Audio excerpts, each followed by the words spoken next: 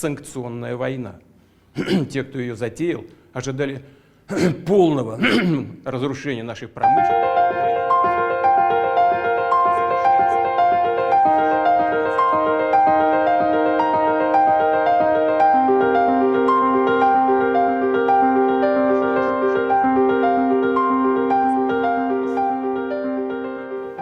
Те, кто ее затеял, ожидали полного разрушения нашей промышленности.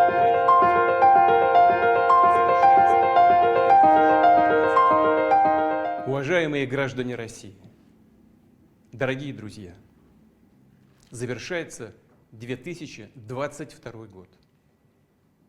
Это был год трудных, необходимых решений, важнейших шагов к обретению полного суверенитета России и мощной консолидации нашего общества. Это был год, который многое расставил по местам, четко отделил мужество и героизм от предательства и малодушия. Это был год поистине поворотных, судьбоносных событий.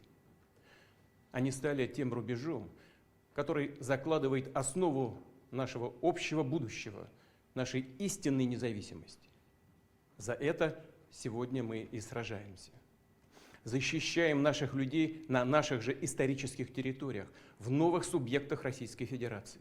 Вместе строим и созидаем. Главное – судьба России.